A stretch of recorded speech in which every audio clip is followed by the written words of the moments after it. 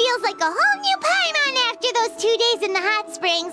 The Abyss kind of threw a wrench in our relaxation, though. Still, spending time here really has felt like a vacation. The Kaholosaurs are so nice and so fun to play with. Their bellies are super bouncy. Oh, and Atea's snacks were so delicious. She gave Paimon some for the road just this morning, actually.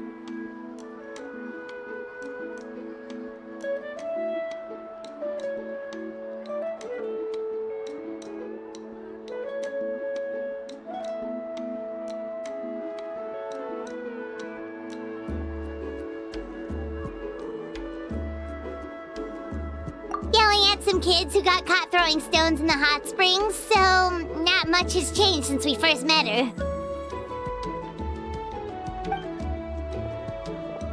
Hey, you guys. Sleep well last night? Yep, this area is so nice. Glad you like it. I was thinking of taking you guys out to do some sea fishing. Later tonight, we can eat whatever we catch. Fresh fish is absolutely delicious right off the grill. Hey, Moalani! Yeah? What do you need? The team sent out to fight in the Night Warden Wars has returned. And Kachina? Is she back as well? Kachina fell in battle. But don't worry, the team was victorious, so the Rite of Resurrection will be held in the stadium soon.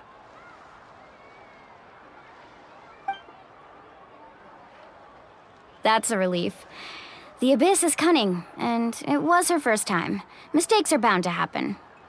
Exactly. She deserves to hold her head up high. All right, thanks for letting me know. We'll head out in a bit. Jeez, she sounded a little anxious there. Had me thinking it was bad news for a moment. Moalani, you said the Abyss was cunning just now, but it seems like the Abyss just wants to destroy everything. Like, think about all those monsters that attacked your tribe. If there really was some sort of cunning plan, wouldn't it make more sense to send them to attack Kachina and her small team? Not that Paimon wants them to be in any more danger, it's just... Relax, I get it. The Abyss is difficult to understand, that's for sure. At a glance, it certainly seems like the only goal is total destruction. The Abyss isn't a living entity after all, so what capacity for logic or planning could it possibly possess? But through our long history of fighting the Abyss, we've realized things aren't quite so simple. 500 years ago, the Abyss invaded Teyvat. You know about that, right?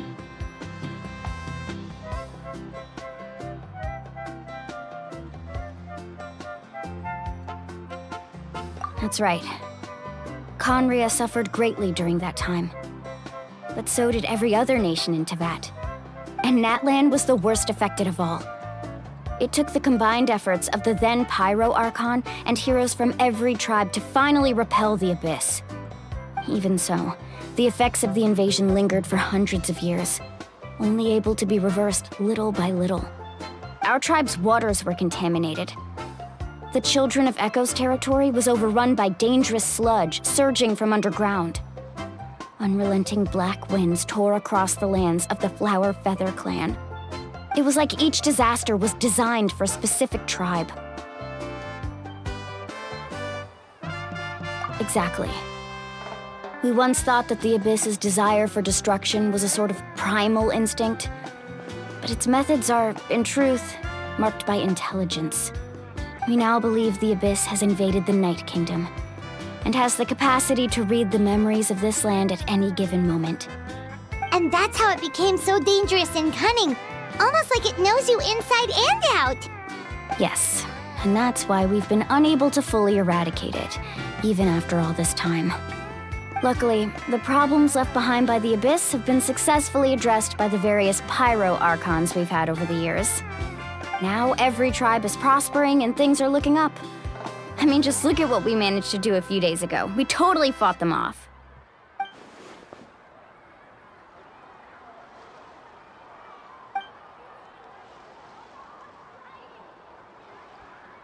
You must have had to sacrifice a lot to get to this point. Every battle, Every sacrifice is in pursuit of a future where we get to stop fighting. Responsibility, duty, unavoidable burden. Everyone in Natlan views the war differently. But I believe we will be rid of the Abyss one day. And the efforts of all who fought against them will become a story for the ages. To think that my name could survive in ballads passed down to future generations, it's kind of romantic. Everyone has something that drives them forward, you know?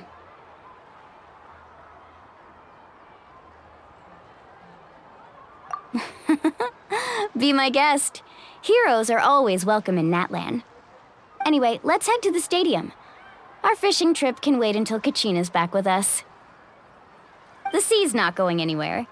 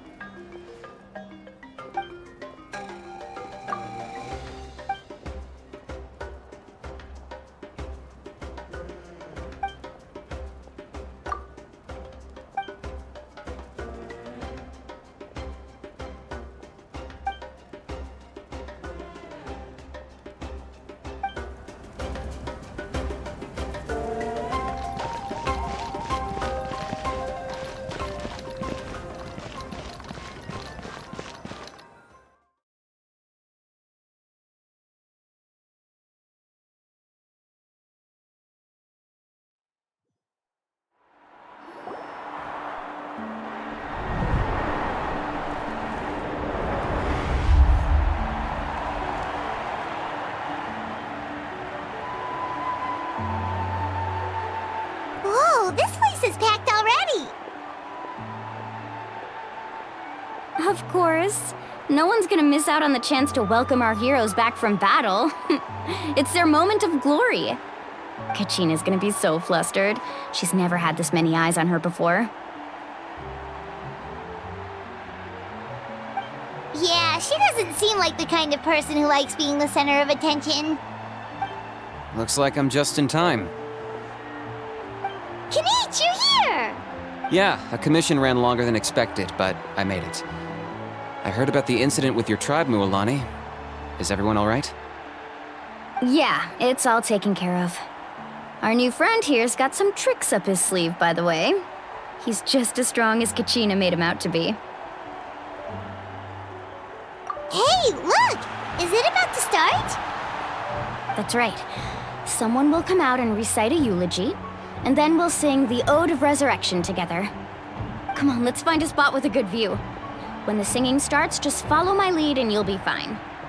Let's go somewhere higher up so Kachina can spot us.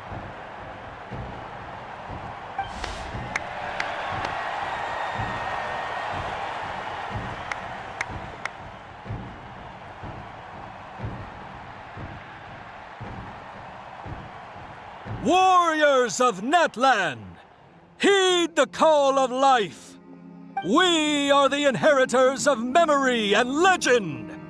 Those who grew alongside sun and wind. Those who forged our own destiny and future. That is Natlan's fire, the lifeblood of our nation.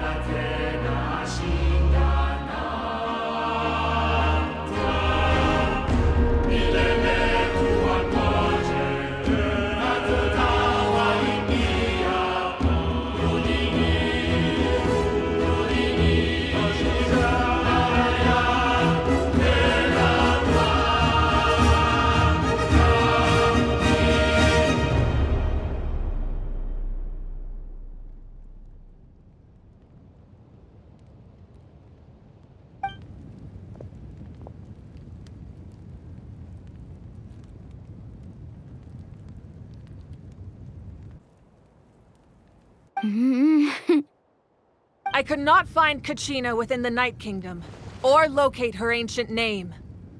What? What does that even mean? Usually once the ode is complete, the Pyro Archon and resurrected person will emerge from the flames. But something went wrong. What's going on? This has never happened before. Well, I think it's pretty obvious. Clearly, the team sent to fight the Abyss didn't win after all. Think about it. The Ode rekindles all victors. We've witnessed it countless times.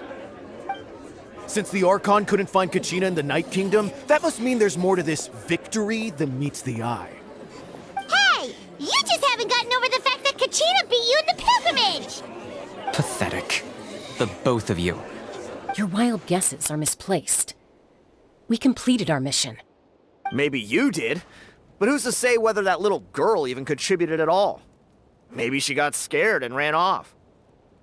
Why would the YUB recognize someone like her, even if she was on the winning team? How dare you insult a hero of Natlan like that? Kachina sacrificed herself to repel the Abyss. She doesn't deserve to be subjected to your vile rumors when she's not even here to defend herself. Calm down, Mualani. There's no point arguing with the likes of them. I can't just sit here and let them slander her like that. To insult a hero of Natlan, the person actually has to be a hero. You... Think about it, everyone. Who do you think is really at fault here? A girl who never should have even gone to war? Or the great Pyro Archon? Why would the rules of our nation suddenly stop working? That's true. If she wasn't revived, it must mean she failed to achieve victory. Maybe the YUB interpret victory in different ways? I mean, that girl didn't look all that strong to me.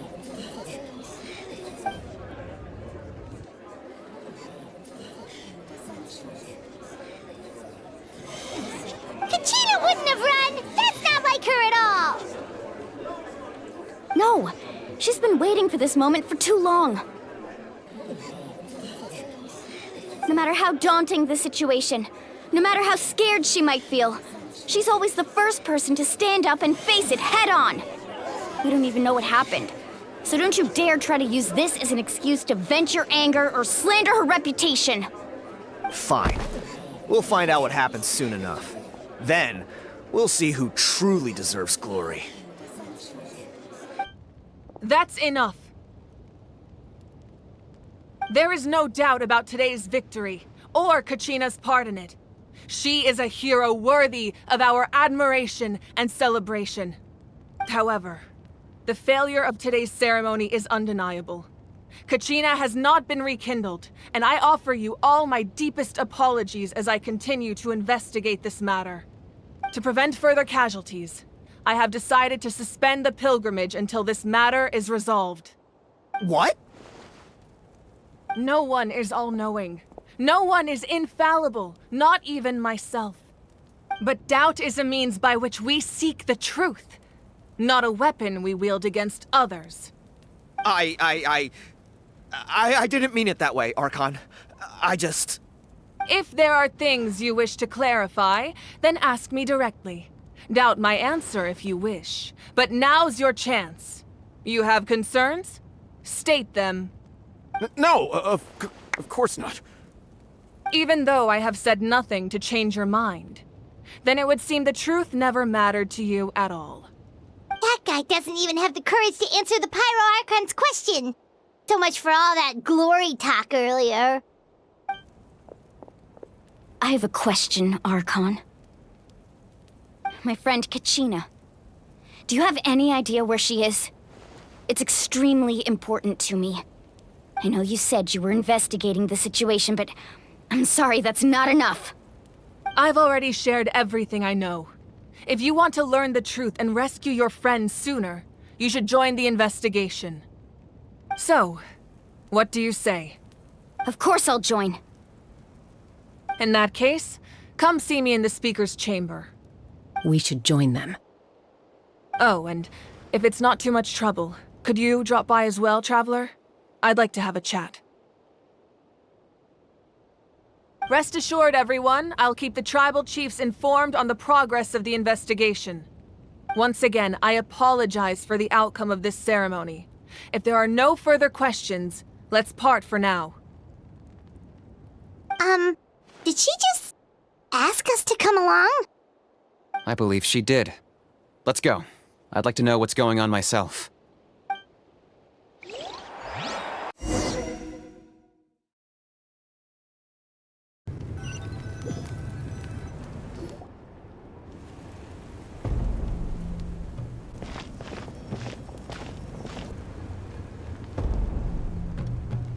The situation is urgent, so I'll get straight to the point.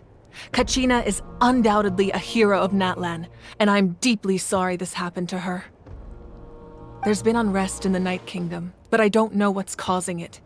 As a result, I've been unable to track down her location. Until we find and address the cause of the unrest, the Ode of Resurrection will continue to be ineffective. And that means Kachina won't be able to come back? That's correct. Not until the problem with the Night Kingdom is resolved. How long will that take? It's hard to say. Kachina always dreamed of fighting the Abyss, of doing her part to defend Natlan. She wasn't afraid of death because she knew, if it came down to it, the Pyro Archon would be there to bring her back to life. Whenever we sat down together, exhausted from training, she would always hum the Ode of Resurrection. She was supposed to come back to us. We were supposed to hug her and celebrate with her and share her joy. We supported her every step of the way, but what are we supposed to do now? Sit peacefully and wait for her return? Lose ourselves in grief over her death? Tell me, are we her friends? Or her murderers? That's not fair, Mualani. It's all right. I understand your rage and your grief. Kachina's life means a great deal to me, Mualani. Believe me, I want to bring her back as soon as possible. I would give you that peace of mind if I could. But please, hear what I have to say so I can at least give you a broader picture of the issue we are now facing. Considering the recent attack on your tribe, I believe the Abyss has found a new means of undermining the rules of our nation. You mean... The Sacred Flame. The foundation of our resistance against the Abyss. If we continue to hold the pilgrimage and send teams to fight the Abyss, there will likely be more casualties. But if we stop altogether, the Sacred Flame will only grow weaker. The Abyss will scale up their attacks, and the tragedy we saw with the people of the Springs will only be the first of many. If we compare the two choices, the former seems to be the lesser of two evils. Sorry, I know that may sound harsh, but I bear the name Malipo. Weighing the costs is my duty. The raw truth can be cruel. But we need to understand it if we want to approach this rationally. But what would you say, Mualani? This is personal for you. And unlike Kanich, I dare say it's not a simple case of weighing up which course of action is less painful, is it? No. I can't choose between them, and I don't want to. Saying that one is preferable over the other is disrespectful to the people who suffered. You're saying it doesn't matter whether I suspend the pilgrimage. The consequences will be equally painful. Yes. What happened to Kachina breaks my heart. But I couldn't bring myself to sacrifice other people for her sake. And that is the crux of the problem. It's not simply a matter of choosing the lesser of two evils. Either way, there will be people who suffer, and the end result will be the same. Belief in the pilgrimage will waver. Once doubt has crept in, the people will no longer unite in battle against the Abyss. And that is exactly what the Abyss wants. Their ultimate goal isn't to break the rules that make the Ode of Resurrection work. It's to destroy the people's faith in them. To prevent what happened to Kachina from happening to anyone else, we need to suspend the pilgrimage. So that is my current plan. And in the meantime, I've made efforts to strengthen each tribe's defenses. Then, we have to find another way of strengthening the sacred flame to keep the Abyss at bay. This won't be easy. I'll need time to figure out the best approach. I understand your anger, Mualani, but I hope that provided some clarity at least. Wow. Paimon thought things were gonna get heated for a second, but the Pyro Archon took the time to explain everything so patiently. I owe you an apology, Archon. I let myself get carried away earlier, and I'm sorry. You're right. We need to focus on finding solutions. We could always hold the pilgrimage without sending a team to fight in the Night Warden Wars. That way, we would still be able to fuel the sacred flame. I've considered that, but the two events have nearly always been linked. Without the chance to fight the Abyss, pilgrimage rankings lose their prestige, and competitor numbers will drop. With fewer participants, the amount of contending fire produced will decrease, and the vicious cycle will continue indefinitely. So, essentially, the Abyss has taken Kachina hostage.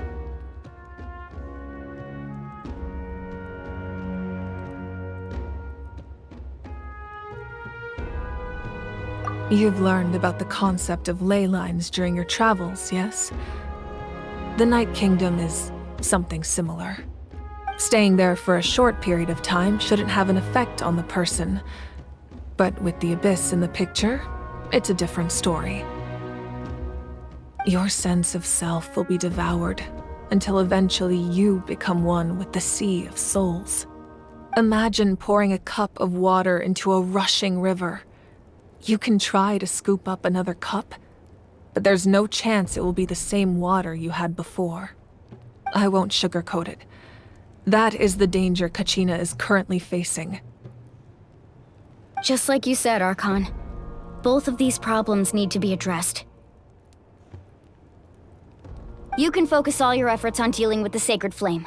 I will go search for Kachina. The Abyss poses the same threat to you as it does to her. It is very possible you will not return. Knowing that, do you still choose to go? Kachina's waiting for us to rescue her. That's all that matters. I failed to protect her during our campaign, but I can make it up to her now. I choose to go as well. Traveler? What do you think? Understood. Then I'll support you in any way I can. The Masters of the Nightwind have a technique that can extract an ancient name from the ley lines. If we can find Kachina's ancient name, I can use the link between them to pinpoint her position within the Night Kingdom. Then comes the hard part. You need to visit the Night Kingdom in person and rescue her. But isn't the Night Kingdom a land of souls? Can we even go there? Under normal circumstances, only the consciousness can enter. But there is a way to go there in person. However, know that the Night Kingdom will attempt to repel you, and the Abyss certainly won't leave you be. That's fine by me. Same here. Fighting the Abyss is nothing new for me. So, Paimon's the only one who's scared? Well, if you're going, Traveler, Paimon's going too. Lali of the Masters of the Nightwind once created an artifact that can be used to communicate with the Wyab. We call it the Spirit Speaker Stone. It was originally used as a ceremonial artifact wielded by the tribal chiefs, but that spiritual quality also means it can be used to search for an ancient name. That was the artifact I delivered to the Scions of the Canopy a few days ago. Didn't think I'd be hearing about it again so soon. Thank you so much for your help, everyone. Your thanks are unnecessary. I will offer you whatever aid I can, but your fellowship and courage are what will truly decide the success of this operation. Besides, you're the ones helping me. I can only focus on one thing at a time, after all. Traveler, I certainly didn't expect our first conversation to be so serious. I've heard all about your accomplishments. Ever since you arrived, I've been hoping to meet you and offer you Natlan's highest level of hospitality. Why? Why? Is that not what happened in the other nations you visited? Yeah, things were pretty complicated at the start. And, in the middle. But our reputation's solid nowadays. That's more like it. After all, I've heard you're someone who transcends fate. Perhaps even more than you can imagine. But we can talk about that some other time. Ideally, this would be the perfect night for a drink and some musical ambiance. But there are important things to be done. Oh, I almost forgot. Atea was wounded in the fight against the Abyss. She wanted us to give this to you. It embodies fond memories and my strength of will. That's what she asked us to tell you. She said you'd know what that means. I didn't think this day would come so soon. The flames of her life force. I can feel them flowing within the talisman. If things were different, the two of us could have enjoyed the hot springs together while she gave this to me in person. We're supposed to be hot spring buddies after all. But don't worry. This talisman means a great deal to me. I'll take good care of it, and once this is all over, I'll pay Atea a visit.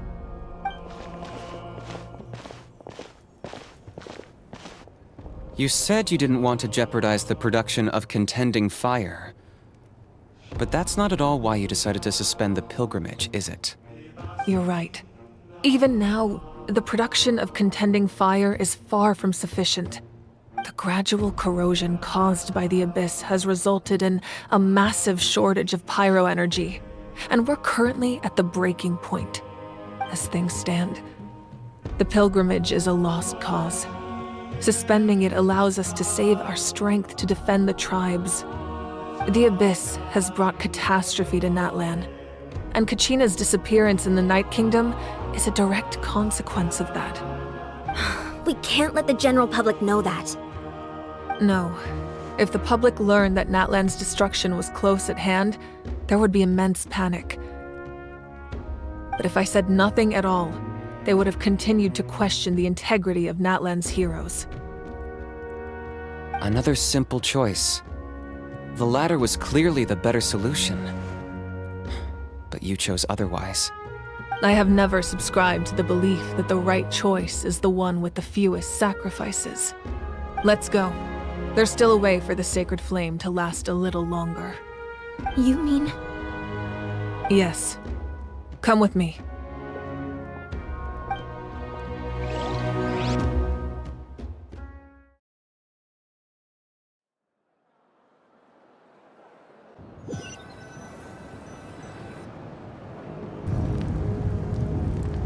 The sacred flame must never go out. Not only does it strike fear in the Abyss, but it's also the pillar of Natlan's stability. So until our heroes are ready, I will sacrifice my power to keep it burning. But that can only last so long. I think we should focus on the remaining ancient name-bearers. Don't let desperation cloud your judgment. Those chosen by the Wyab have already embarked on their destined path. It is for them to decide how that journey ends, not us. All we can do is support them. Even so, for you to make this sacrifice, it's not right. If not me, then who? No other is capable of sustaining the sacred flame. I possess great strength, but I'm not above my people. This is part of my duty.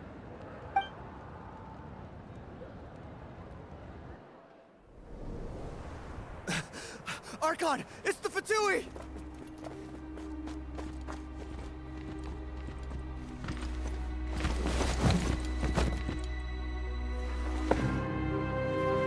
The Archon of Natlan.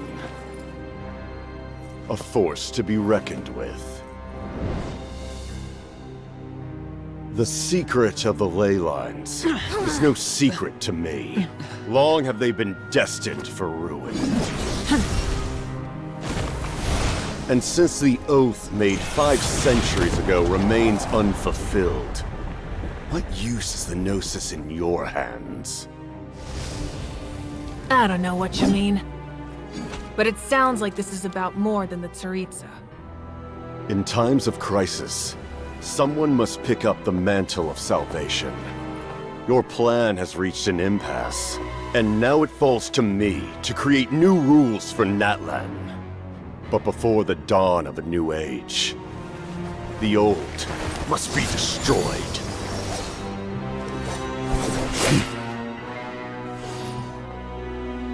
I assume that's the end of your speech? Good. People like us? Let our blades do the talking!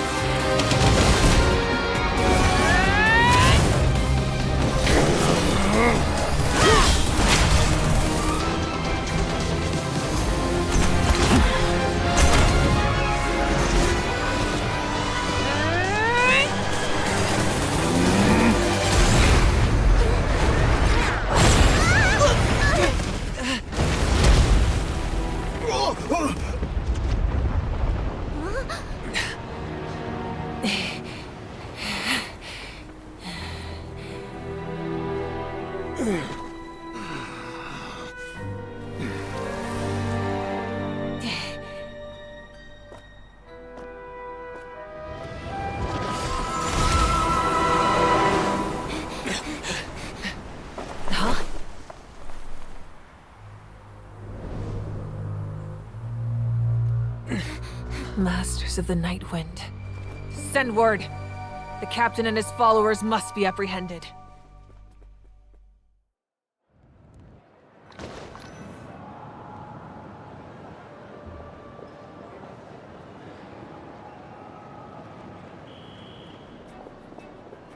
Are you alright, Archon? He was a formidable opponent. Exactly what I would expect from the first of the Fatui Harbingers. I never imagined someone could match you in combat. If the Tsaritsa sent him here, why would he bring up what happened 5 centuries ago? Yeah. And how much does he know about Natlan? The Harbingers are all driven by their own personal goals. The only purpose that unites them is collecting the Gnosis. But I'm sure the captain has his own reasons for being here as well. Whatever his motive, we should shift our focus to the Fatui. If they attack again, and we're not prepared, we're done for. No, we're running out of time. The wound I inflicted should hold him back and weaken him for the time being. Besides, I'm sure you noticed, the power that came to his rescue just now came from the Masters of the Nightwind. In other words, there are traitors among us. Not necessarily. This could prove to be a very valuable turn of events. When we exchanged final blows, I sensed an unusual presence within him. I'll need to investigate further. Kenichi, go to the Masters of the Nightwind and look into who could have aided the captain. Speak to Lali. She should know. Of course, I'll head out right now. Do you still intend to... Yes, but fear not.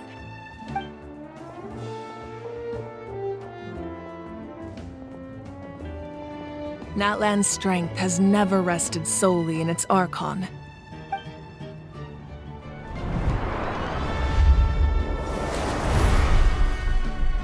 Together we foresaw the only path that leads to our nation's future. We must trust in that vision now.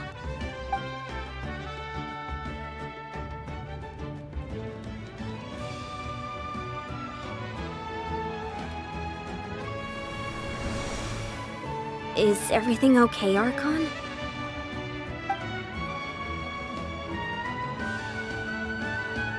Completely fine. Just lamenting the fact that I never got a picture when I could still turn my hair into flames. Too late now. I just hope the others have a safe journey.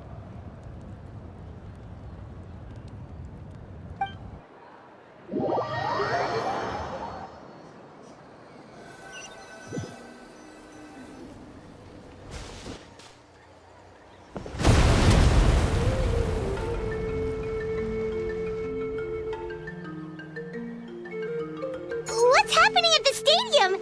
Did something explode? It feels like the Archon unleashed her power. She must be fighting a formidable opponent. Should we go back and check what's going on? Have faith in the Archon.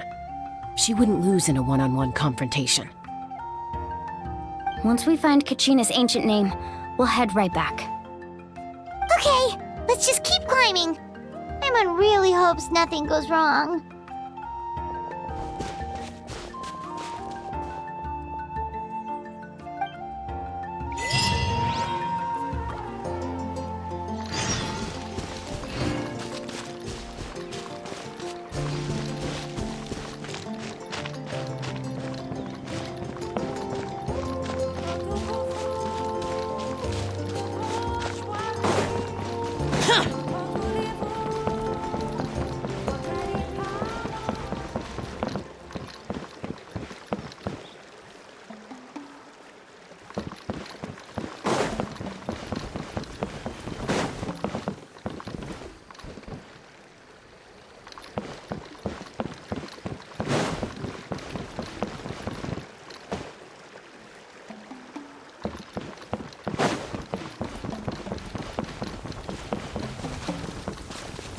What can you tell us about the Scions of the Canopy?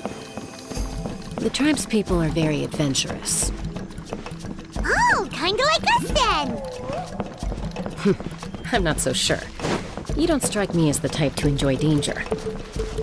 The Scions of the Canopy are a bunch of thrill seekers.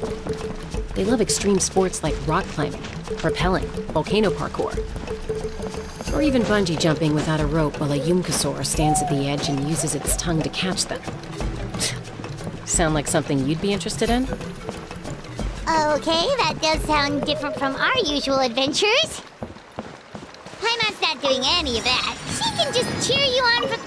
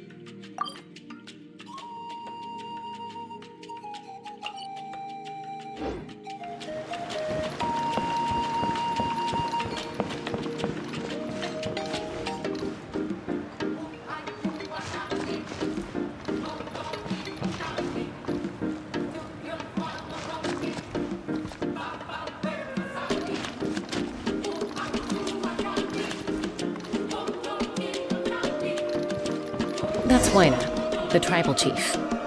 Let's head over to him.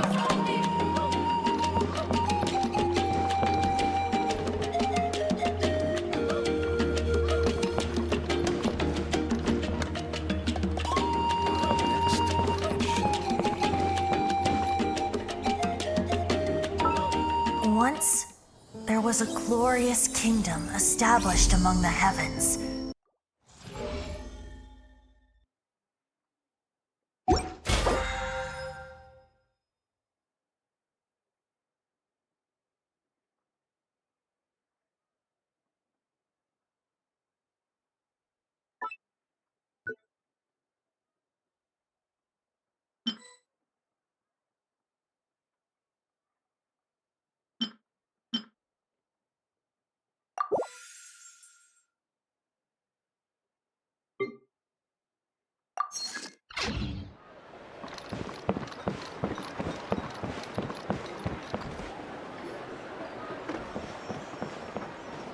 Chaska. Nice to see you again, Waina. I'm afraid we don't have time for pleasantries, so I'll get right to it. We're here for the Spirit Speaker Stone. Whoa, hold on a second. At least tell me why you need it first. My friend Kachina is trapped within the Night Kingdom. We need the stone to find her ancient name and rescue her. Rescue her? From the Night Kingdom? That's right. I'm sorry, but someone needs to tell you what you don't want to hear. Going there, a mature warrior would never make such a foolish decision.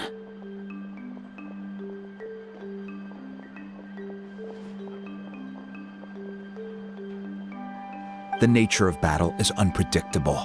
You never know how it's going to end. Losing a friend is tragic, but when that happens, the best thing you can do is focus on how to prevent further casualties. I appreciate what you're trying to say, Chief Waina. But if the price of maturity is abandoning a friend in need, I'll choose foolishness any day. If Kachina's still holding on, then so will I. I thought you might say that. Is something wrong, Waina? This doesn't seem like you. Life isn't complete without taking risks. That's always been your mantra. It's nothing. The Night Kingdom is a dangerous place. Can't blame me for checking if you were up to the task. If you're that determined, far be it from me to stop you. Here's the stone. Keep it safe, okay? It's not like we have a spare. Thank you. Huh. Seems like you two go way back. But aren't you from the Flower Feather Clan, Chaska? Oh, Chaska's a peacekeeper, so she's famous throughout the tribes. She's always the one people call to resolve conflicts, so we slowly got to know each other that way. Her younger sister Quichi's always hanging around our tribe, too. She's helped us out a lot in the past. Oh, you have a younger sister? Yes, I'll introduce you to her sometime. But let's get back to business. Waina, how do we use the stone? As you probably know, your intended destination is completely different from the real world. The Night Kingdom is like a river flowing with concepts, and the ancient name you seek is like a tiny fish swimming downstream. In that sense, the stone is like a fishing boat drifting down the river, but the boat alone isn't enough. You need a fisherman experienced enough to steer it in the right direction. We couldn't do that ourselves? With a little practice, I'm sure you could. You have the strength and the talent. If you want to make sure this works, though, I could recommend someone to you.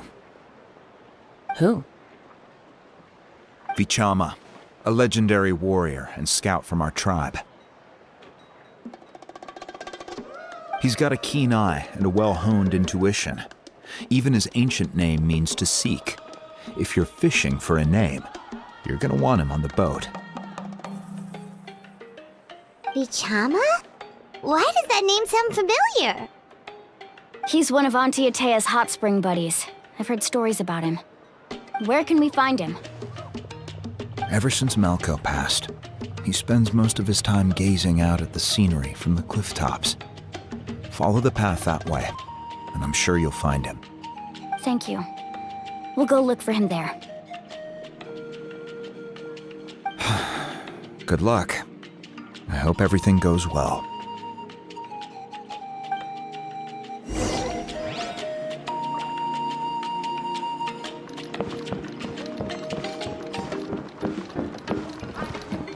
Emotional support is important.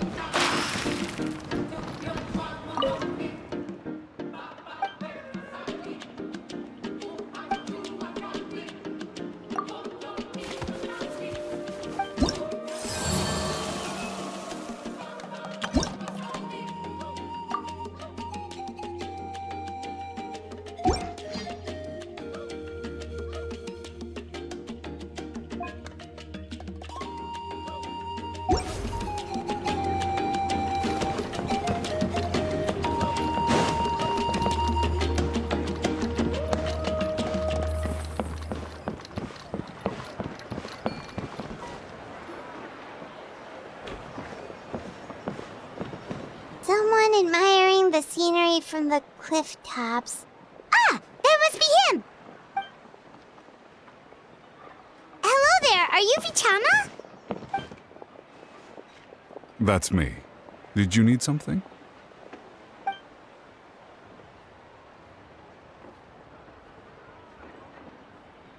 What? You're saying you can bring someone back from the Night Kingdom? How is that even possible? No, if you really think about it, anything's possible in that kind of place. But that would mean... Are you okay? You don't look so good. Everything's fine. I'll help you, but I do have a small request. After I help you find Kachina's ancient name, I want to use the stone to look for my friends as well. Your friend? Oh, why not mention someone named Malco? Is that who you're talking about? Yes, but I'd rather not get into it if it's all the same to you. That's not a problem. We agree to your request. Yeah. Since you're helping us find Kachina's ancient name, it's only right that we return the favor. Then we're agreed. Can I have a look at the stone?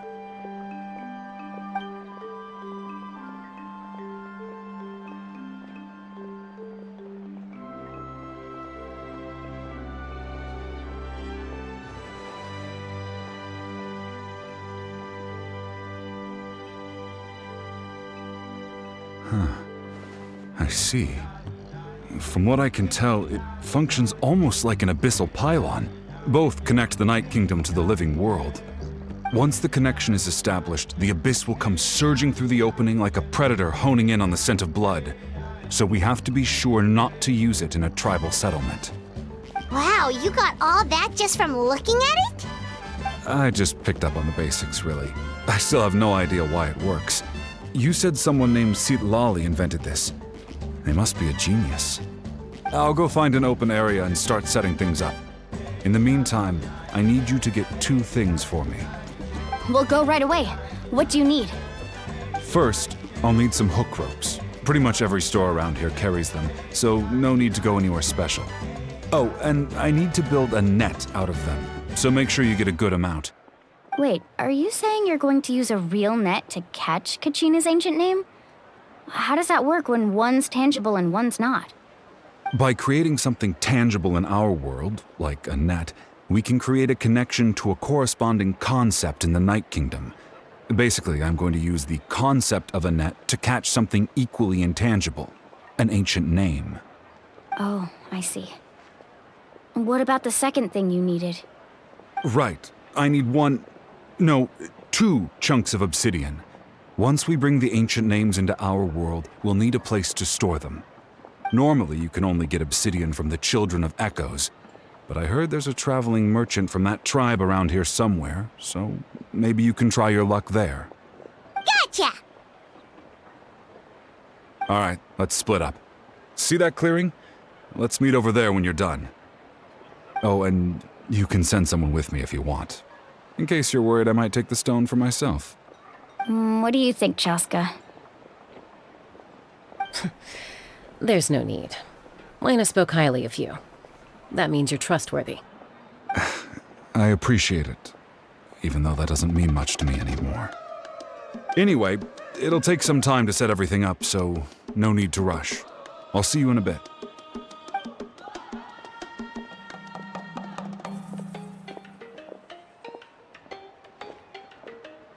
What an odd guy. He seems so defeated, but also really invested in the stone at the same time. I don't have any more insight than you, Paimon.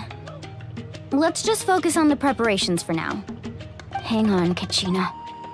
We're coming for you.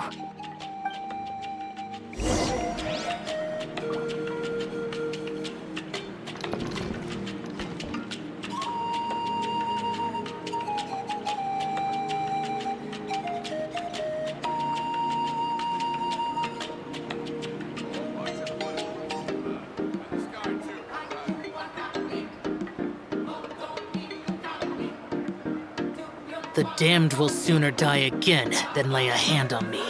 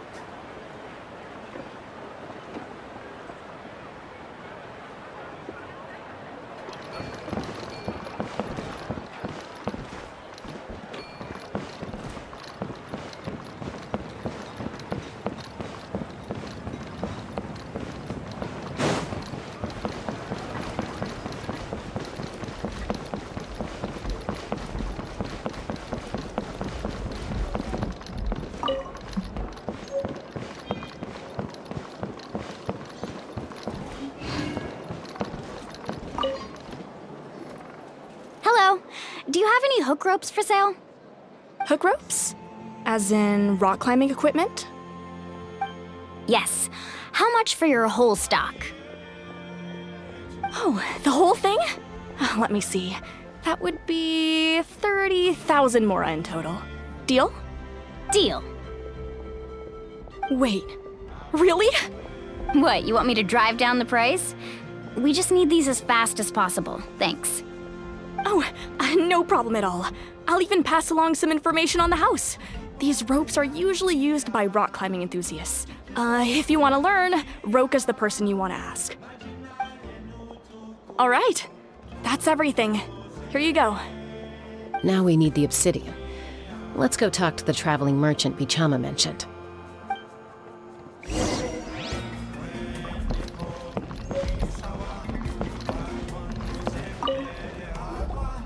Excuse me, do you sell obsidian? Why, yes. I've got a chunk for sale right over there. Perfect. Is that the only one, though? We actually need two. That might be tough. Tell you what, I'll take a look through these boxes over here and we'll see what we can find. Thank you so much. We'll wait here.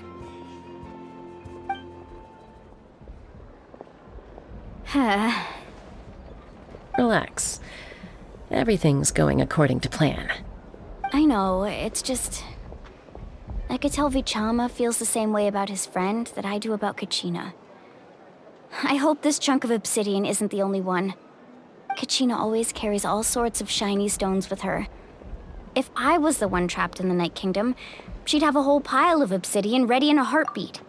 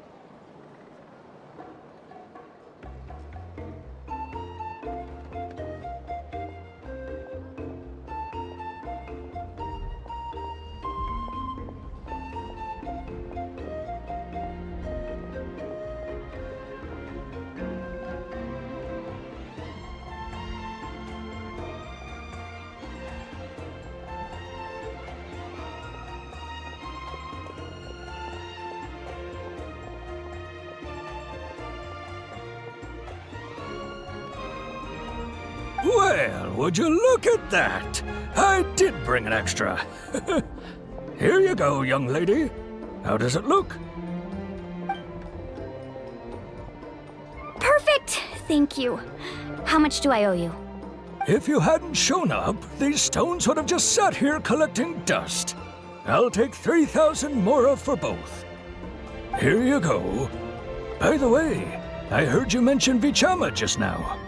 You running an errand for him, then?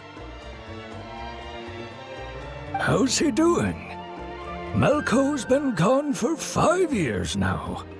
It's about time he started to move forward. Do you know what happened between them?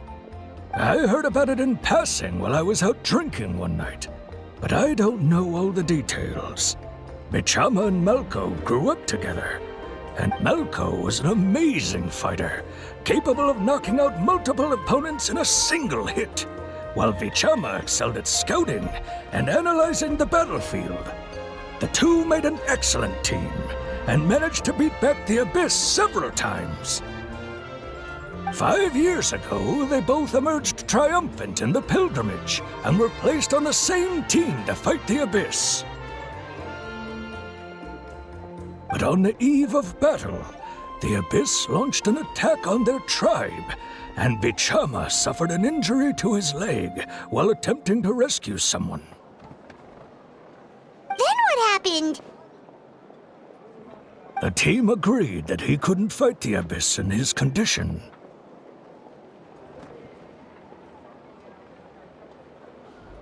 Vichama didn't argue.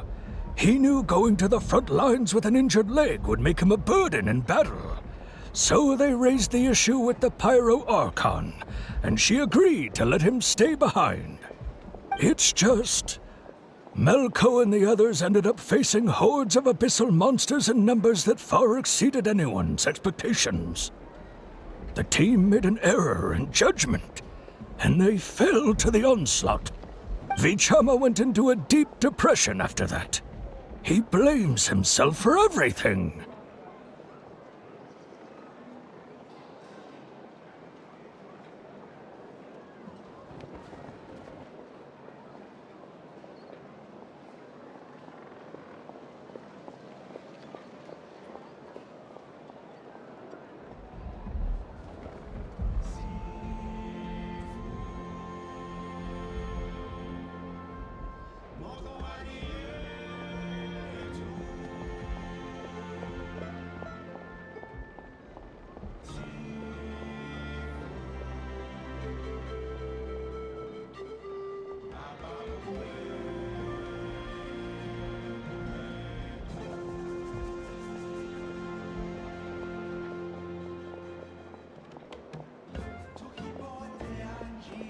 Oh, you're not wrong. But it's possible he chooses to blame himself. Not because he did something wrong, but because he wasn't able to do anything at all. I've tried convincing him to move forward, to stop dwelling on the past. But the shadow of Malco's death hangs over him still. The Abyss has caused so much suffering, and some wounds never heal. I wish there was something he could do to make himself feel better. But... anyway, that's the gist of it. Maybe you could help him talk things through sometime. I would really appreciate it.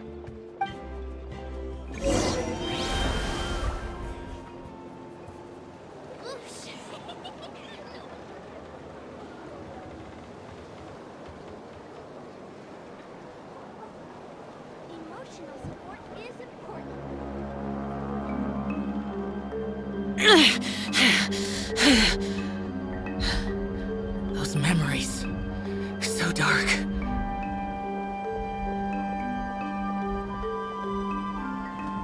Whoosh!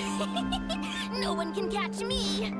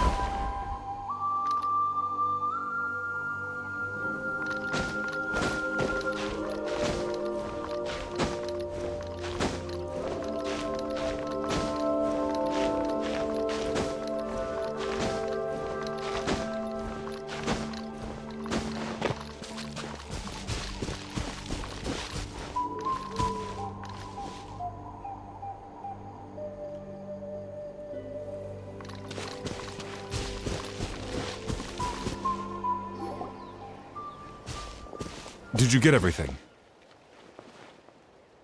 Yep, it's all here. When do we start?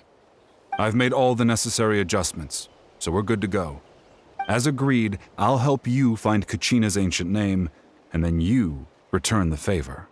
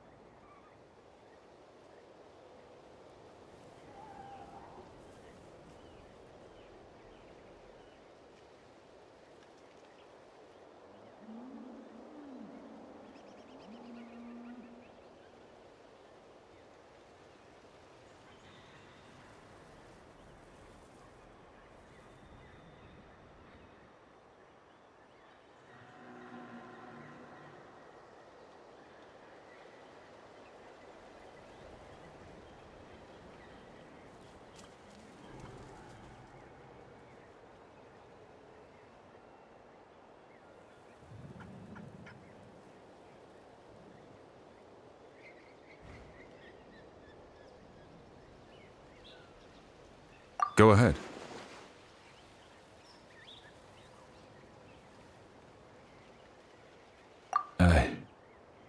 After Malco fell, I scoured the battlefield to see what happened.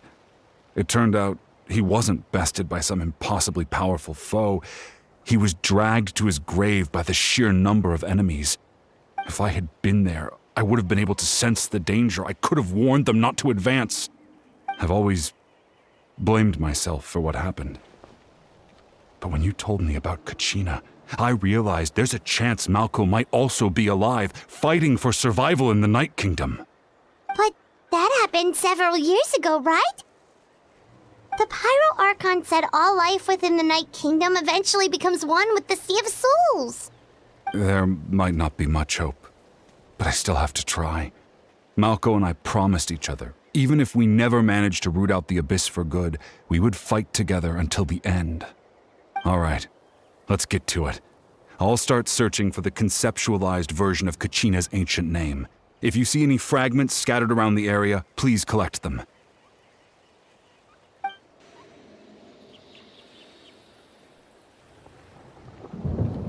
Make sure you prepare yourselves for battle. As I said, the stone will link the mortal realm to the Night Kingdom. The Abyss will likely emerge in response. Look at that golden thing! It must be one of those fragments Vichama mentioned. Let's get closer! So common.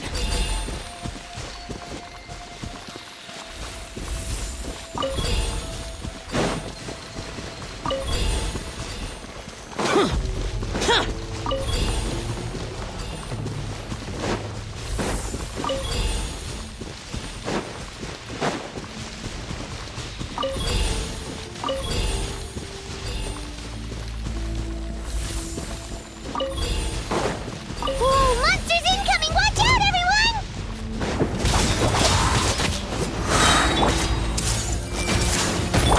Stand with me!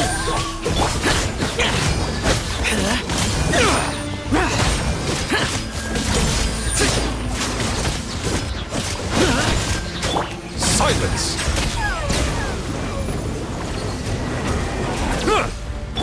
I see everything! Dissipate! Evil conquering! Worthless! Here!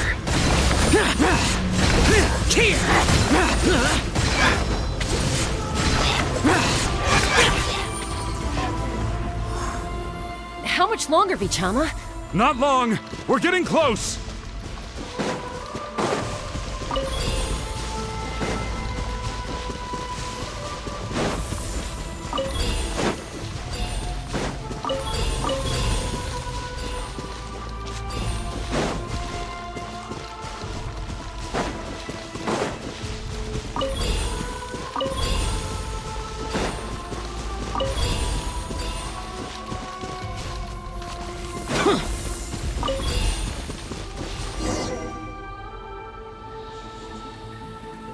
Vichama!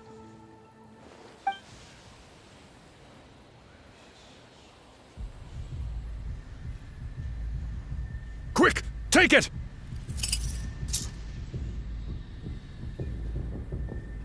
I found Kachina's ancient name. Hang in there, Malko. Just a little longer. Something's not right. The power of the Abyss is getting stronger. The Abyss is corroding his body. Vichama, you can't keep going. You'll die. I should have died 5 years ago. I just need a little more time. Please, I'm almost there. Thank you.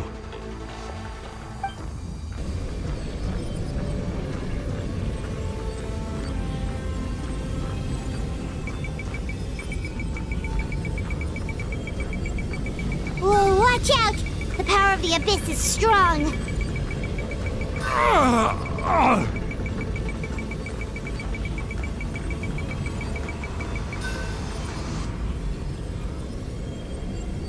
This power. Hanging in there? Malko. No! Why can't I find him? Why? We can't wait any longer. Pull him away from the stone, Mualani. I already tried, but the power of the Abyss has him in a chokehold. It's like he's tied to the stone with an invisible rope. In that case, we have no choice. I'm sorry, Sea Lolly. Get back! Chaska, wait!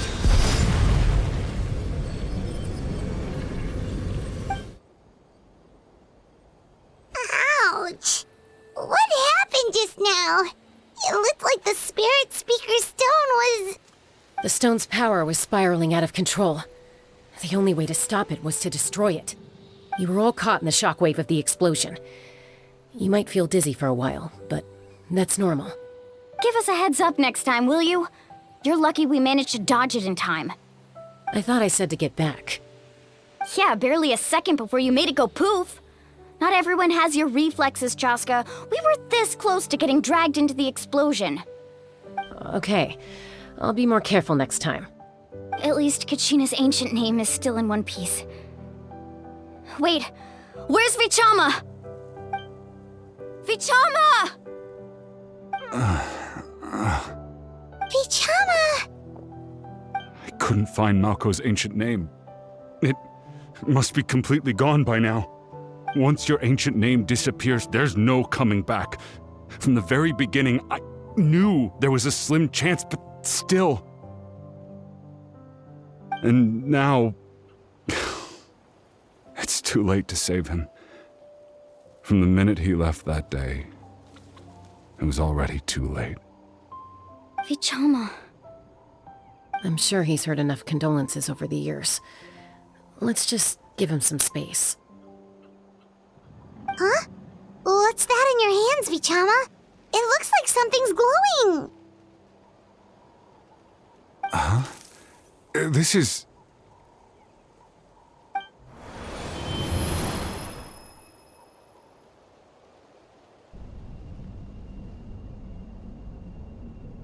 Hey, Malko.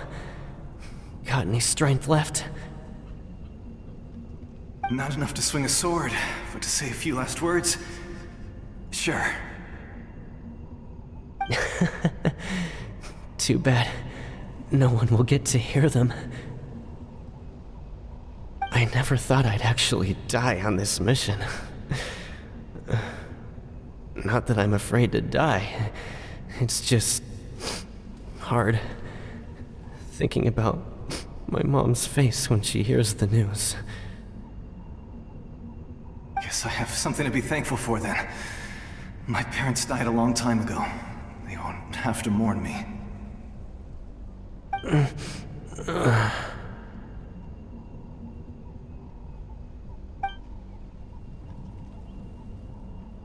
Pisak! Always had to beat me at everything, didn't you? Right to the end, you were never one for goodbyes. Maybe you're right. Maybe no one will get to hear our last words. But just in case... Vichama, I'm so glad you didn't come with us. Don't be sad. Just keep on living. For the both of us.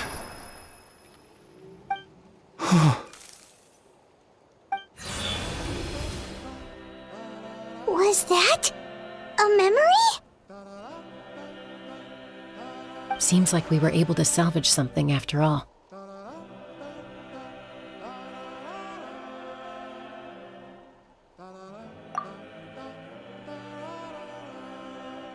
Of course. Seeing him, hearing his voice again, it makes me unbelievably happy. But it also brings with it an even deeper pain.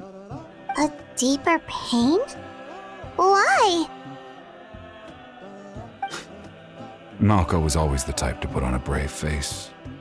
But in that memory just now, his hands were shaking. And his smile. For all these years, I regretted not being able to fight alongside him to the end. And now I know, at the end of his life, he was thinking the same thing. Vichama. I'm fine. Actually, I heard Chief Wyna wasn't really on board with your plan to go to the Night Kingdom. When you asked for my help, I hesitated too. I knew helping you find your friend's ancient name meant leading you one step closer to danger. But I also understood why you had to try. Everyone has regrets in life, but not everyone gets the chance to make up for them. Once allowed to fester, guilt strips us of our most valuable qualities as warriors. In that sense, we might as well choose the braver path from the very beginning. If I could do it all over again, I would have followed Malco to the front lines no matter what. Even with an injured leg, there were still things I could have done. That way, even if the outcome stayed the same, I still would have fought alongside him to the end. There are critical junctures in life, and if you don't seize the chance to act, there's no going back. That's something I had to learn in hindsight. But you're still at the crossroads of your journey, so I hope you can walk away without regrets. Thank you, Vichama. I feel even more determined now. Kachina will come back to us. I'll make sure of it. I promised I would find her, and I intend to keep that promise. That's good to hear. Strange. My body, it's... Once abyssal corrosion enters the body, a portion will fuse itself to your internal organs. Even though the Traveler possesses powers of purification, the corrosion can never be fully eradicated. Thanks to him, though, you were only briefly exposed. Slowing your breathing and controlling your emotion should help you keep the symptoms in check.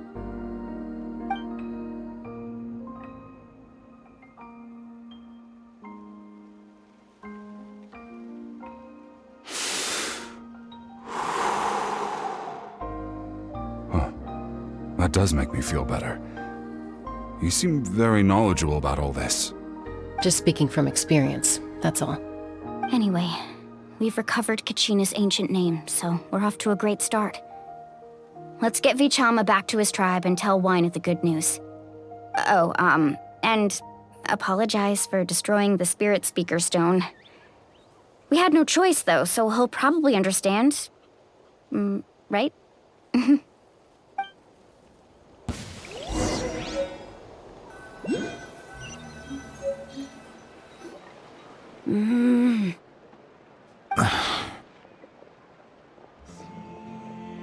Koichi, are you really gonna just stand there like that? I don't know what you want from me. I think you know exactly what I'm trying to say, Uncle Wina. I can hear it in your voice. Honestly, it's just one thing after another with you two. They're back. Koichi? What are you doing here? Don't play dumb with your own sister. You know exactly why I'm here. My apologies, everyone. I just need to borrow Chaska for a few minutes. You come with me.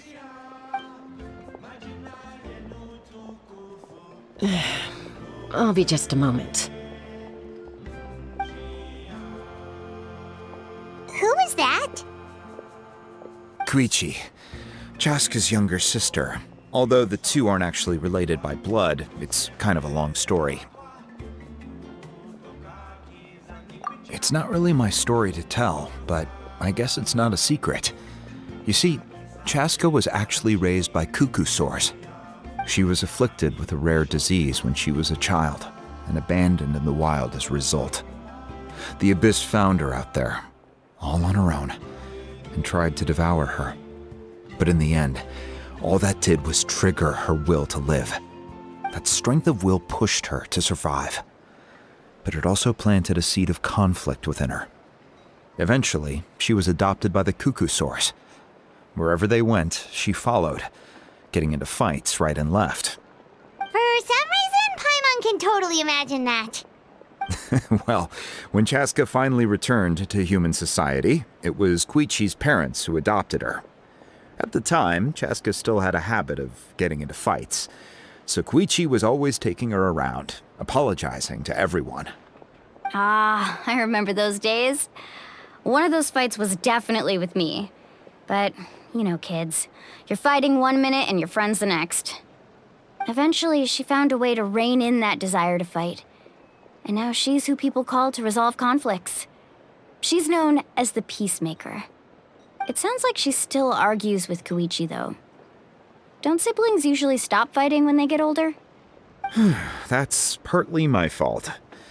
Koichi asked me to stop Chaska from doing anything dangerous, but you probably know by now, once Chaska makes up her mind, there's no changing it.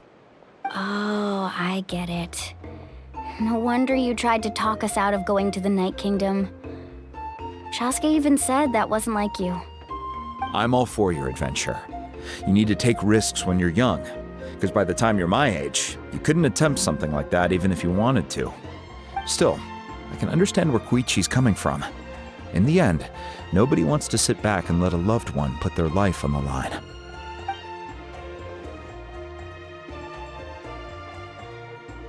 All right, it's just the two of us now. You have 1 minute to explain yourself. I don't have anything to say. You don't have to approve, but you should know I only do what's necessary. That attitude is exactly the problem. It's like you don't care. You try to sneak off to the Night Kingdom behind my back and then play it down as if it's just a trip abroad. Well, technically I am going abroad, right? Again with the excuses! We agreed, didn't we? There are 4 levels of danger. If it's not something urgent, you can only engage in level 2 danger and below. You can only go up to level 3 if a situation is so dire there's absolutely no alternative. But a trip to the Night Kingdom? If that's not a level 4, I don't know what is. And you were just going to sneak into the place without saying anything. What do you mean, sneak into the place? I always planned on walking in there with my head held high. You bought off Uncle Wina, didn't you? He promised me he'd stop you from doing anything dangerous. Oh, it's like he didn't even try. You feel like he went back on his word. What if I told you my mind was made up, and there was nothing he could have done? Not even by force. Oh, I knew it! So he did try to say something, but you didn't listen. This is important. If you were in my shoes, you'd make the same decision. You don't know that? I'm a doctor, and I handle logistics. If you're going to waltz into a dangerous situation where you could lose control at any moment, it's my duty to say something. All right, whatever. Anything else? What do you mean, anything else? Why don't you reflect on what you've done and promise me you'll stay put? Time out. Is this one of our normal arguments or a serious one? Chaska, does it sound like I'm joking? Then... you need to know something. What happened to Kachina was partially my fault. I can't leave her there to die. That's not who I am.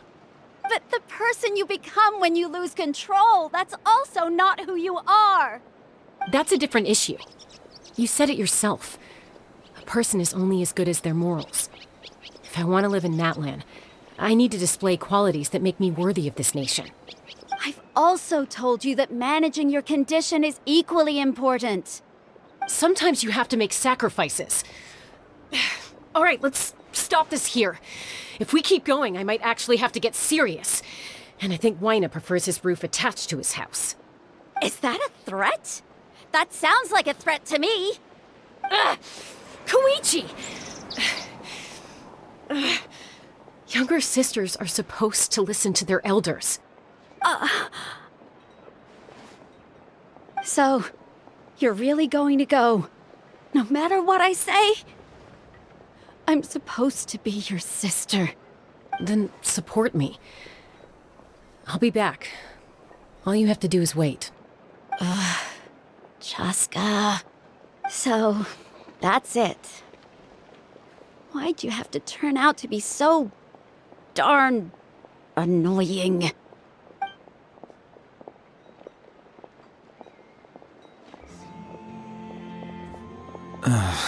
You two are something else. Something you wanted to say? I know you aren't related by blood, but you two sure are similar. Really? You know, I said that very thing to Koichi not too long ago, and she reacted the exact same way, down to the very tone of voice. It's not my place to get involved, but I will say this. Try to spend a little more time with your sister. You're tough kids. That doesn't mean you have to go it alone.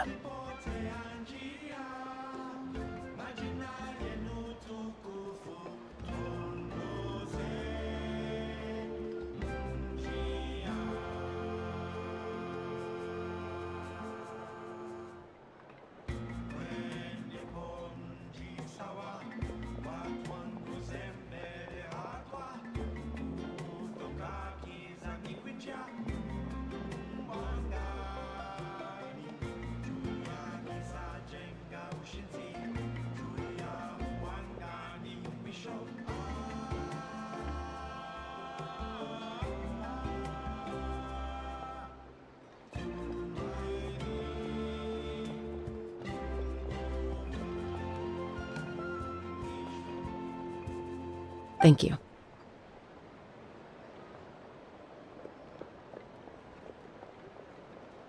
Anytime. All right. If you're done with the Spirit Speaker Stone, you might as well hand it over.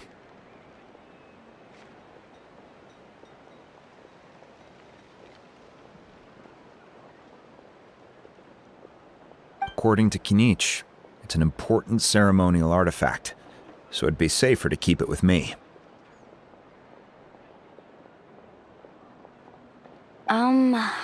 About that.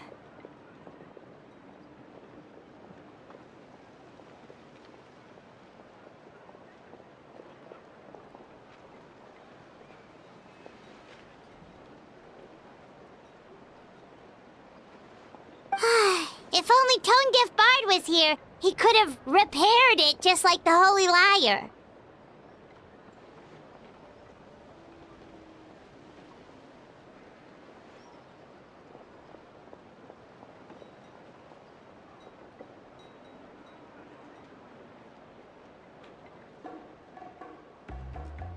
It might be in a few more pieces than you remember. Huh?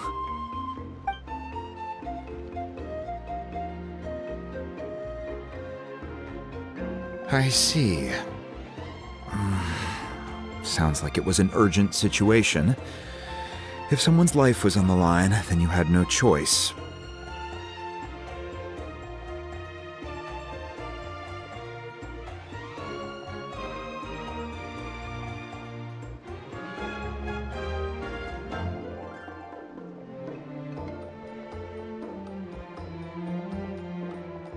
Still, Citlali's going to be a nightmare to deal with now that you've broken her stuff. I'll explain everything to her later.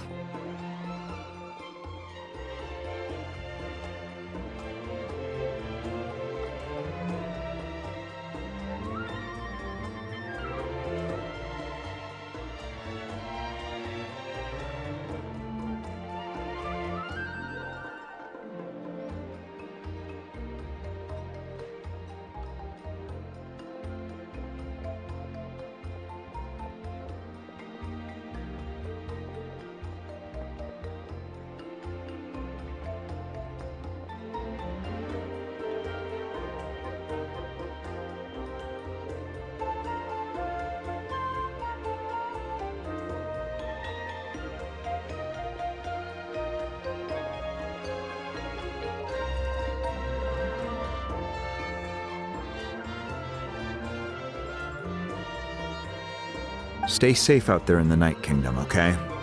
I'll wait here for your safe return.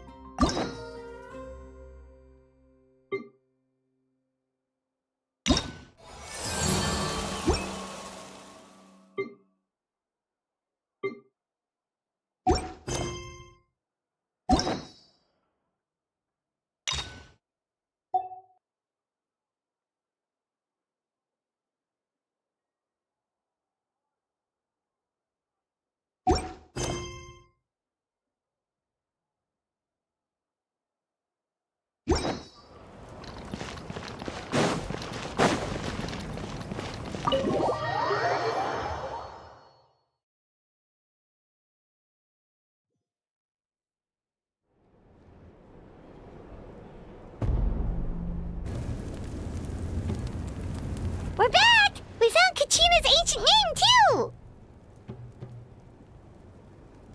Well, it's fairly complicated. Let me give you the condensed version. The Fatui again? We can't go anywhere without them causing trouble. But what if the Fatui finds out you've lost your power? Won't they try to take advantage of the situation? That's why it has to be our little secret. No one else can know, or we're asking for trouble.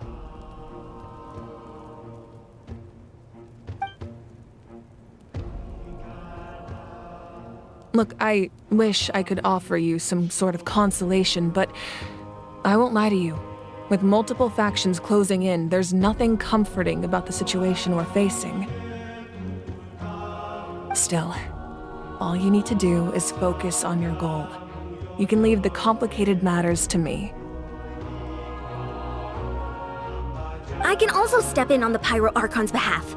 There's a limit to what I can accomplish, but I'll help you however I can. There's no need to be so modest, Yan-san. Your incredible strength has long been a well-known fact. You're the pride of your tribe. Archon, I'm sorry about before. You have so much on your plate, so much that you have to worry about. But all I could do was focus on my own feelings.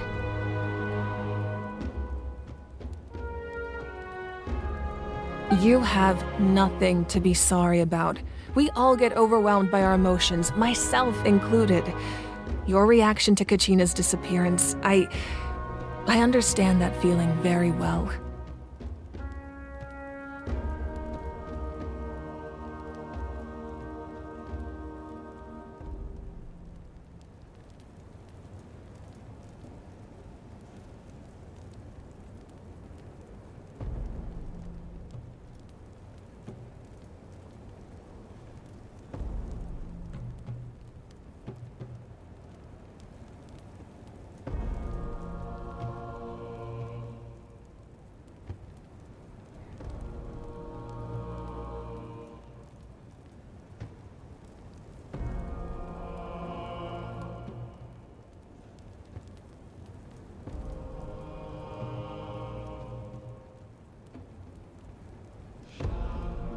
Well, now that we have Kachina's ancient name, let's go track her down.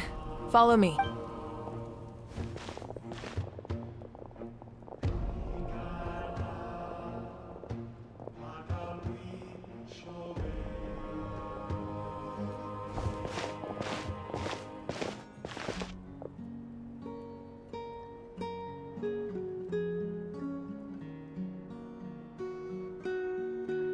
What is this place?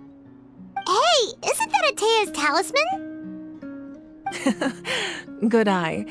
This is where I store all the various mementos I've collected. Whoa. I've never seen this place before. There's so many things in here. It looks like there are items from every tribe. Collecting them must have taken a lot of effort.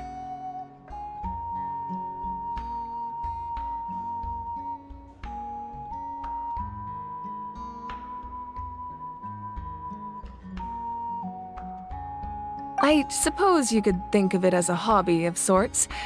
In Natlan, everyone grows up listening to the stories of heroes, and physical items do a far better job of preserving those stories than our own memory.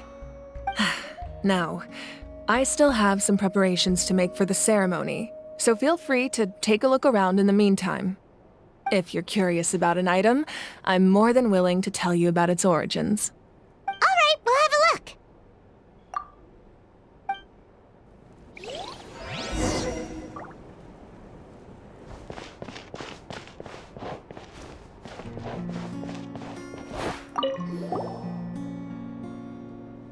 There are so many jars and potions around here. Do they have anything to do with alchemy? No, those belong to the Masters of the Nightwind. They're ceremonial tools used to amplify the ability to communicate with the Night Kingdom and the Wyab. Yamaya is an expert in this field, and she taught me a lot. Even though she appears stoic and serious, she actually has a keen sense of humor. The tools you see here are quite traditional. Her students found them outdated, so she passed them on to me. The contents of the jars aren't all that special. Oh, except the big jar in the middle. That's what she really wanted to give me. Ooh, must be something really cool. What's inside? Grape juice. Huh? It's quite tasty, although probably expired by now.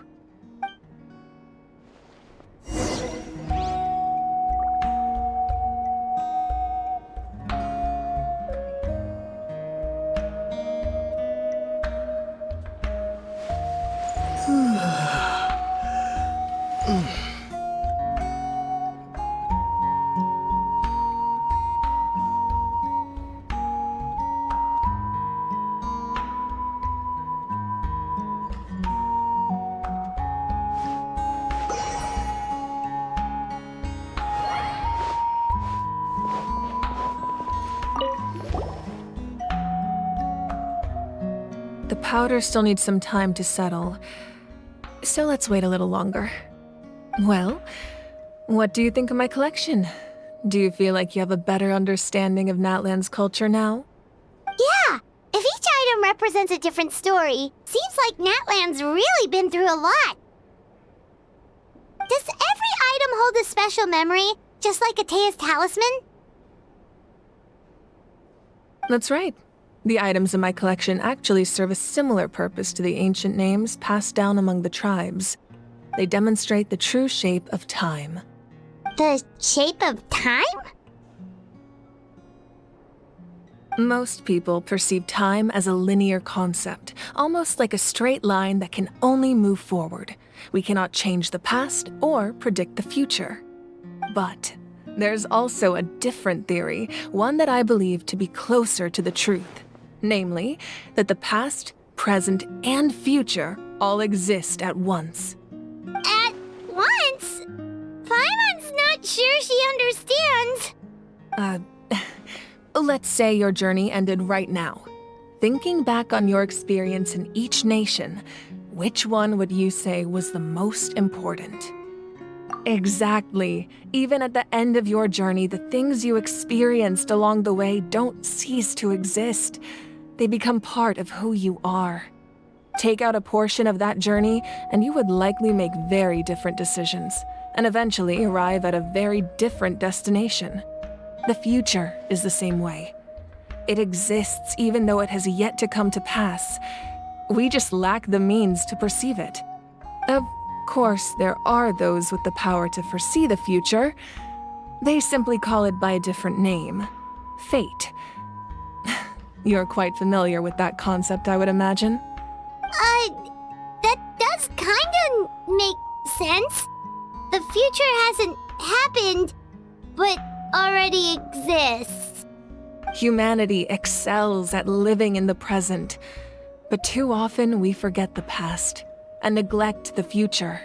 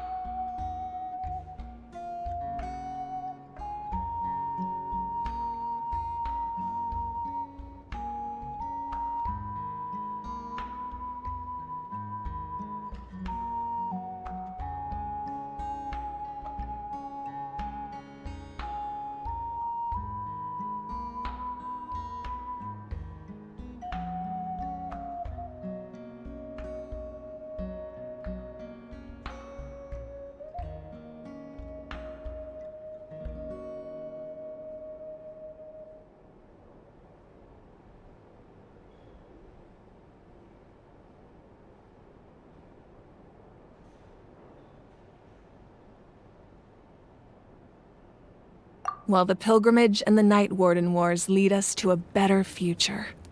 Only by uniting the people of Natlan across countless eras can we fight back against an enemy as formidable as the Abyss. To come up with such a set of rules, the first Pyro Archon must have possessed a level of insight I can only imagine. That's correct. At first, he was a mortal man with no special power.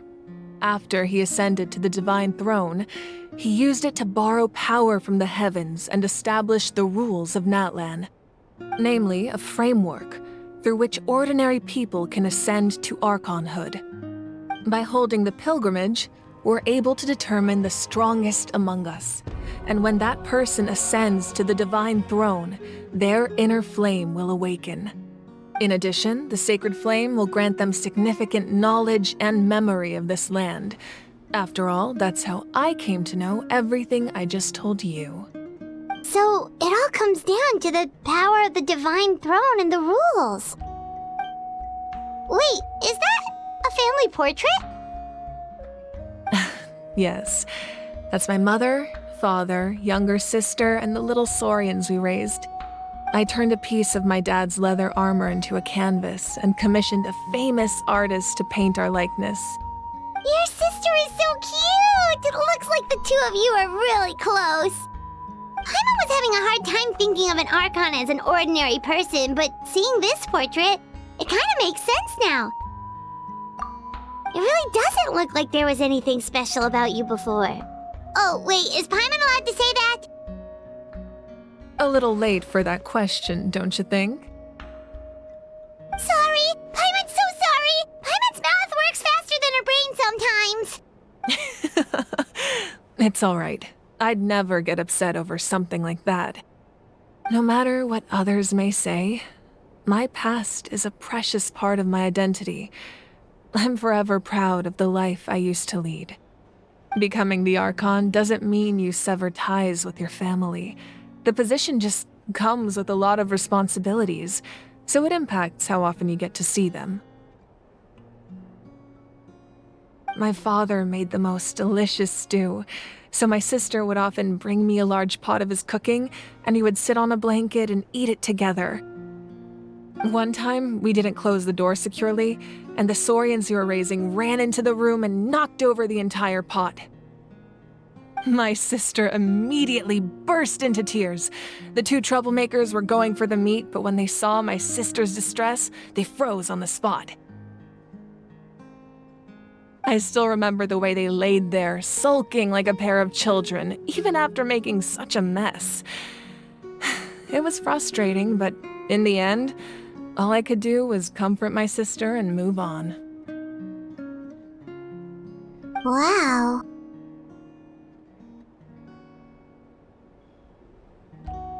Isn't that what being a family is all about? I think about that story a lot, actually.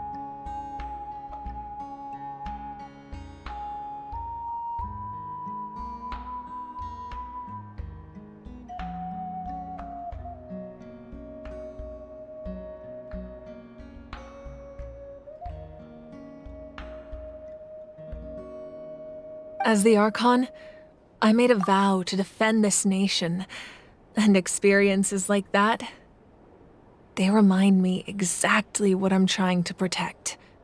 Well, what happened after that?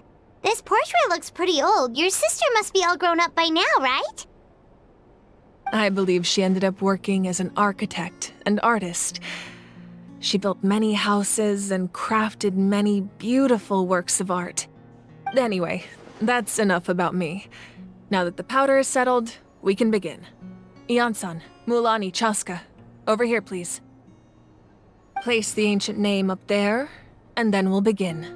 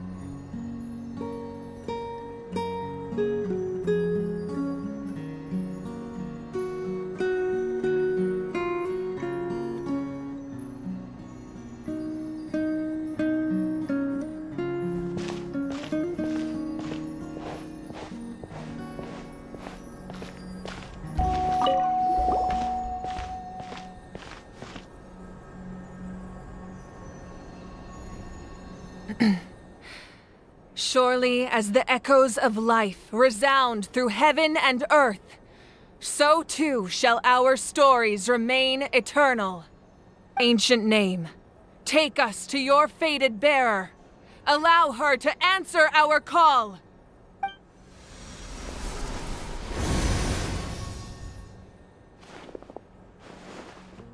Am I hallucinating again? Kachina! Are you okay? Huh? I'm not seeing things, am I? Is the Abyss playing tricks on me again?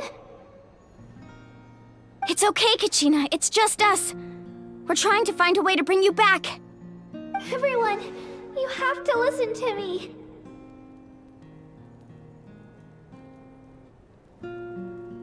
I've been investigating the Night Kingdom this entire time, and I figured out what's wrong. The Wyab is being affected by the Abyss. I was waiting for the Wyab to send me back, but then this really strong monster came in and almost killed me.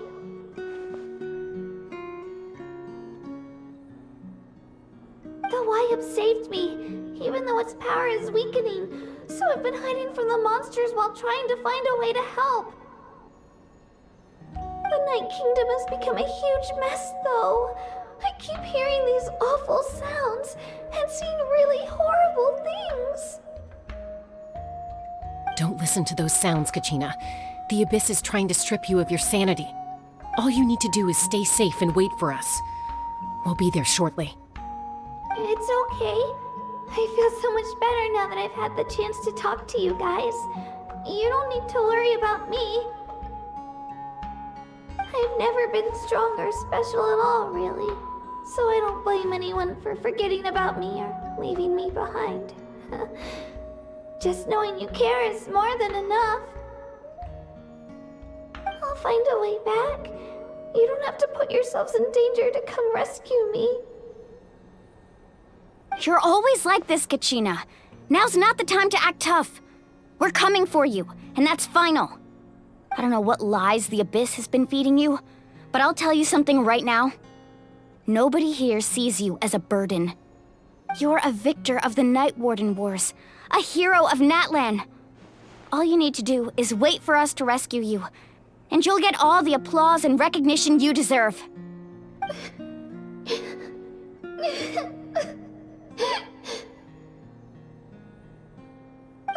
I'm really scared.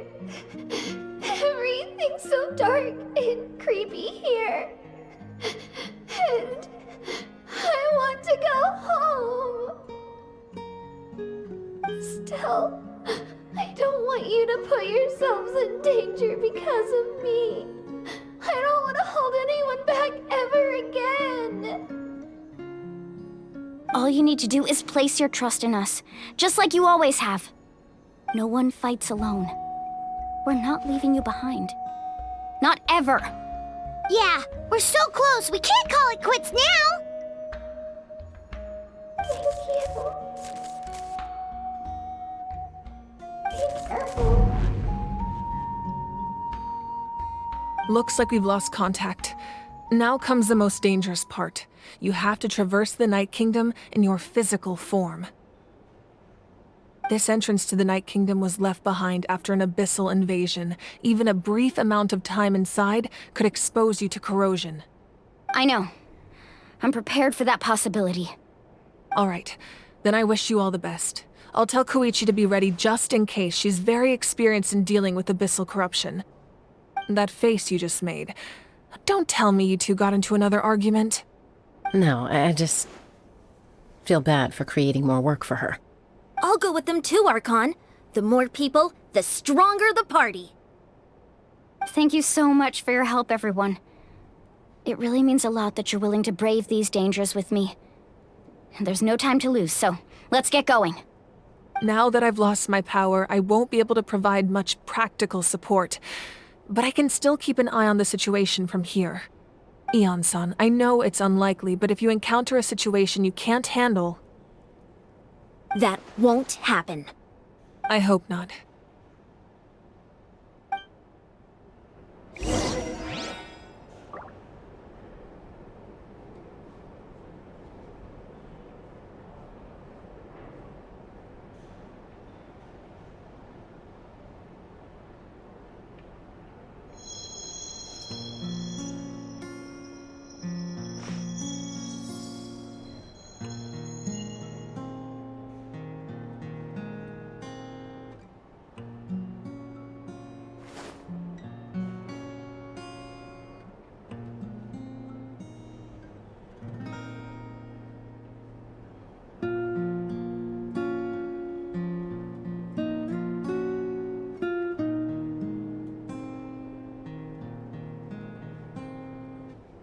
The damned will sooner die again than lay a hand on me.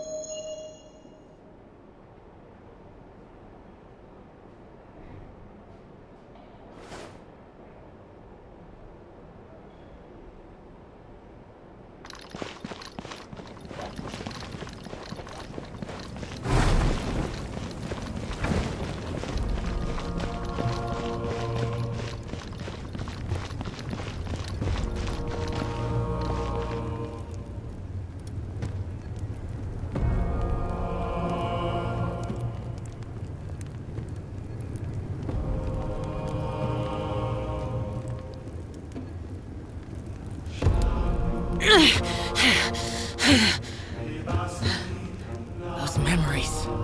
So dark.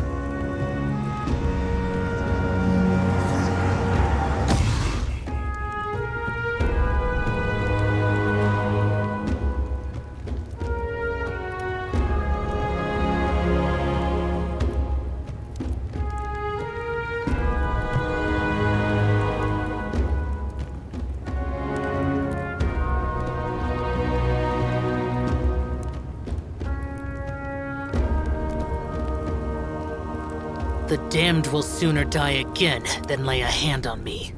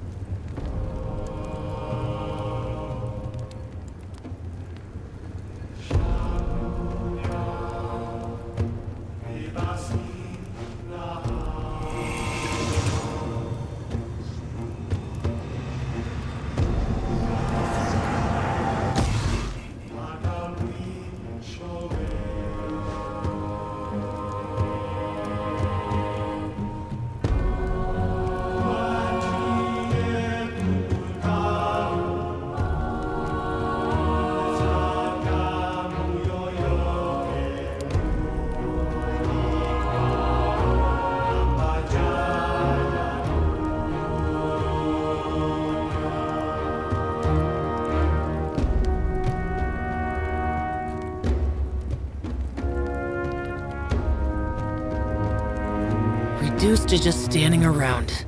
How absurd.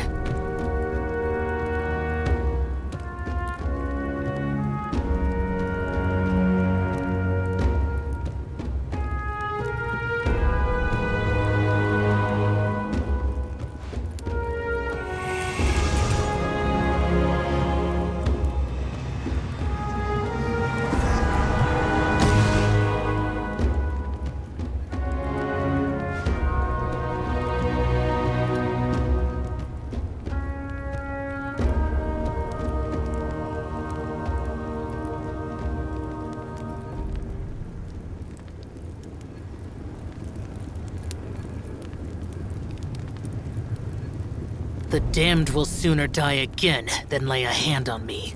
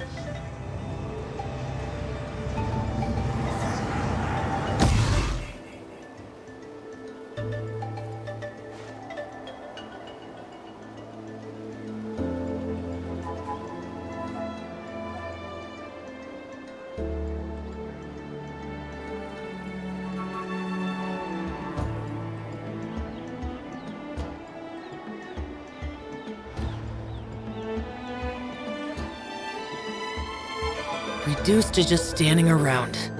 How absurd.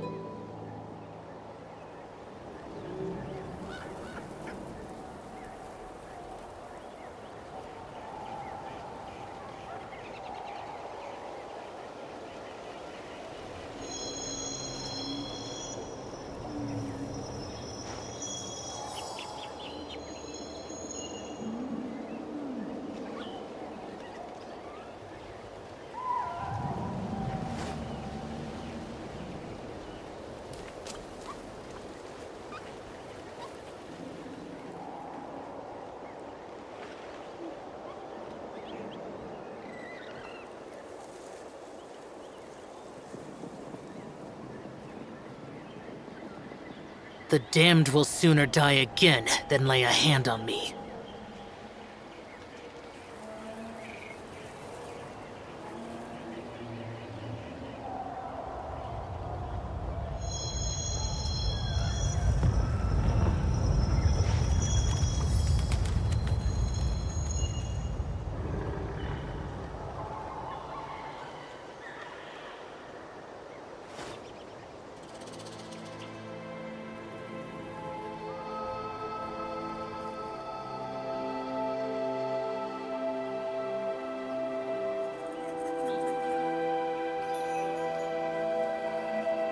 Reduced to just standing around. How absurd.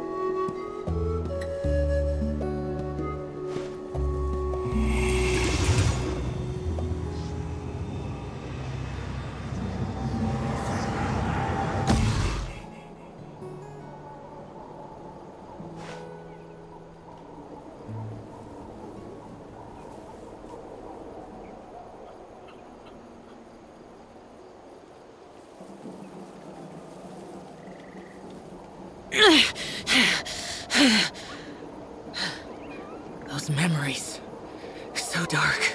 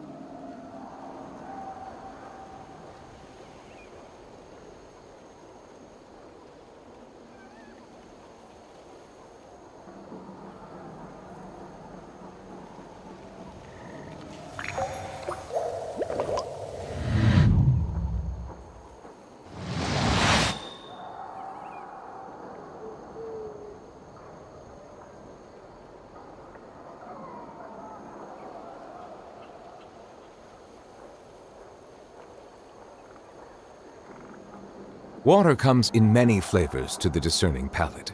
Mondstadt's water is crisp and pure, while water from Liyue has an enduring aftertaste. In Inazuma, the water possesses a depth of flavor unlike any other. Sumeru's water, meanwhile, has a rich and complex flavor profile, but it must be savored patiently to fully appreciate it.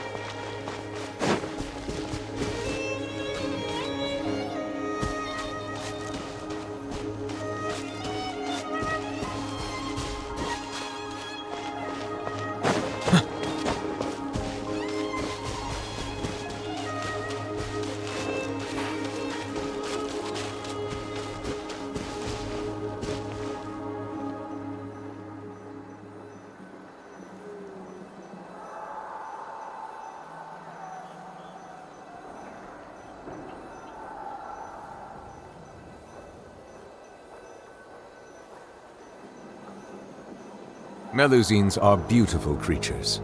They are the pride of Fontaine. Be sure to befriend them and cause them no harm.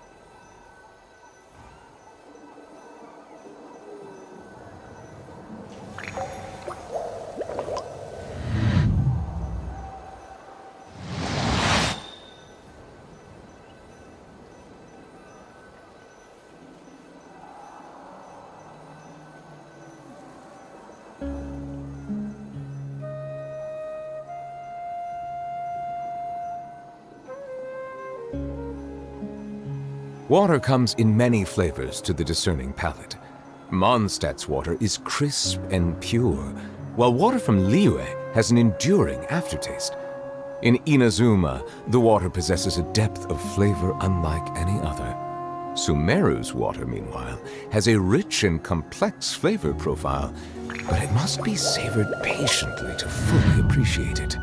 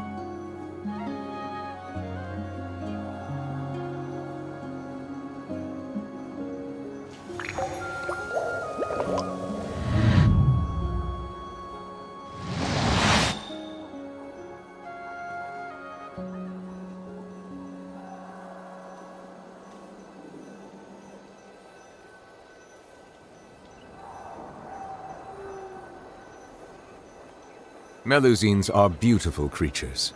They are the pride of Fontaine. Be sure to befriend them and cause them no harm.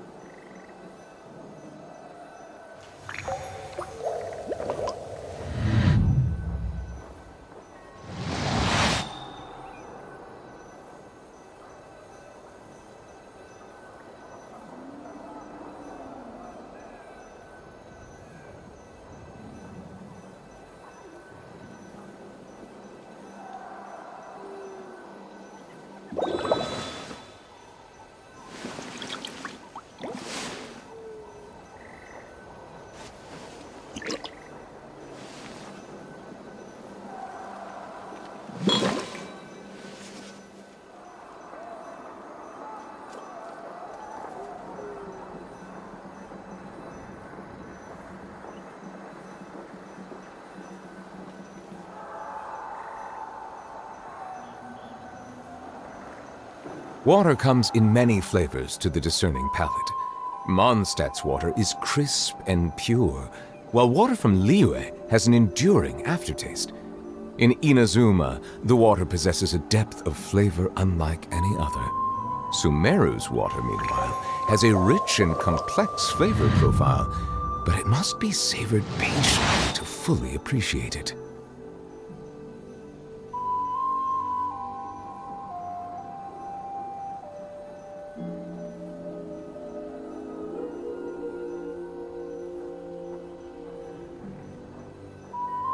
I see the value in my own work, but I also see the meaning in all the endeavors of the people of Fontaine. I believe I will continue to take pride in fulfilling my duties.